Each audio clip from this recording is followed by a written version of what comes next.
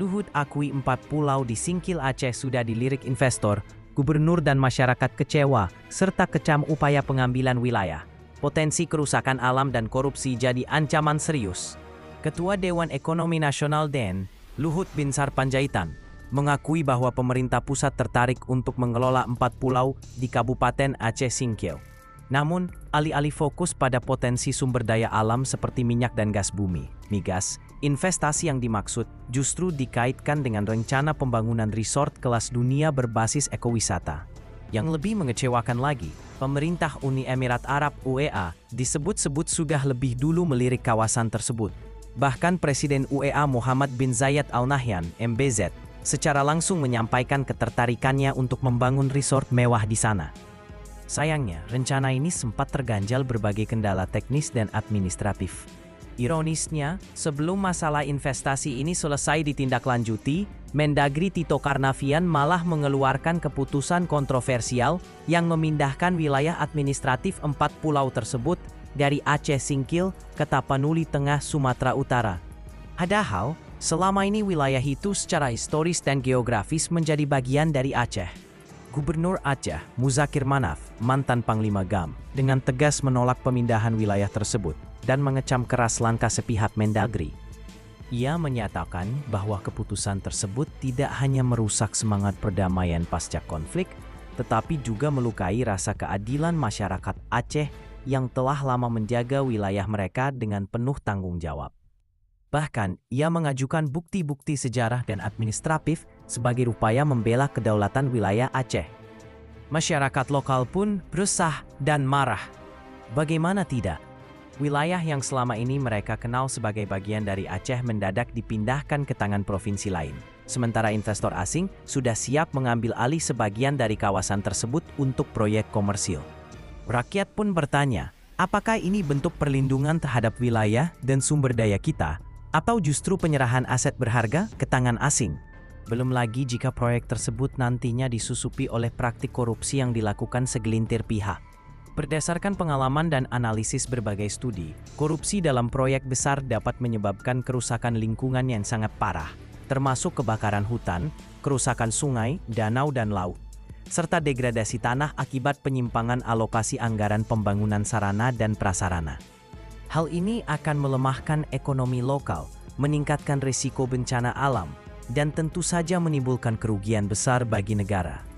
Selain itu, jika proyek resort dilanjutkan tanpa transparansi dan partisipasi masyarakat, maka potensi konflik sosial dan penyalahgunaan wewenang semakin tinggi. Dalam beberapa kasus, korupsi dalam pengelolaan sumber daya alam seringkali dilakukan dengan cara mengabaikan aturan lingkungan dan hak-hak masyarakat adat. Ini adalah pengkhianatan terhadap semangat perdamaian dan otonomi khusus Aceh, ujar Syekh Muharram, salah satu tokoh masyarakat Aceh, yang menyatakan bahwa polemik ini sempat menciptakan kegaduhan serius di tengah-tengah masyarakat. Untungnya, setelah bergulirnya tekanan kuat dari masyarakat Aceh dan berbagai pihak, pemerintah pusat akhirnya mengambil langkah penyelesaian. Setelah Presiden Prabowo Subianto turun tangan, 4 pulau tersebut resmi dikembalikan ke Aceh. Kabar ini disambut gembira oleh masyarakat Aceh, termasuk Gubernur Muzakir Manaf yang dalam konferensi pers menyatakan rasa syukur dan terima kasih atas keputusan tersebut. Namun meskipun permasalahan batas wilayah telah selesai, pertanyaan besar masih tersisa. Apakah rencana investasi asing di kawasan tersebut akan tetap dilanjutkan? Jika iya, maka kekecewaan masyarakat Aceh belum sepenuhnya usai, terlebih jika proyek tersebut tidak diiringi dengan transparansi, partisipasi masyarakat, dan kontrol terhadap potensi korupsi yang bisa berujung pada kerusakan alam dan kerugian nasional. Bayangkan saja jika sebuah negara dengan sumber daya alam yang melimpah seperti Indonesia menawarkan pulau-pulau kecil atau kawasan tertentu kepada pihak asing untuk dieksploitasi, entah itu untuk proyek investasi besar, pengembangan infrastruktur, atau bahkan proyek pertambangan atau wisata. Di satu sisi, tawaran tersebut bisa terdengar menggiurkan dari segi ekonomi dan pembangunan jangka pendek. Tapi di sisi lain, inilah pintu gerbang menuju 2 ancaman besar, yaitu kerusakan alam yang tak terkendali dan potensi korupsi birokrasi yang sangatlah tinggi.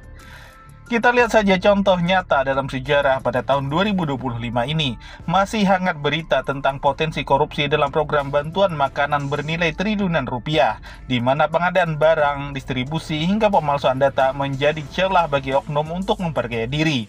Lalu, bagaimana jika hal ini terjadi pada skala yang lebih besar, seperti penyerahan pengelolaan pulau kepada investor asing? Tanpa kontrol ketat, dana besar akan menjadi magnet korupsi besar-besaran di level birokrasi. Seperti yang juga pernah disorot oleh KPK mengenai APBD DKI Jakarta yang besar membuka peluang korupsi yang tinggi. Belum lagi soal kerusakan alam. Dalam berbagai laporan disebutkan bahwa perubahan iklim adalah alarm dari kerusakan alam yang sudah terjadi akibat eksploitasi berlebihan.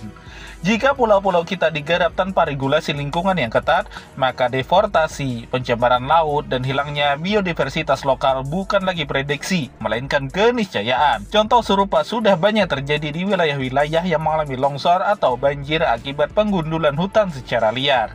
Dengan demikian, penawaran pulau kepada pihak asing harus dilakukan dengan transparansi, akuntabilitas, dan partisipasi publik yang kuat.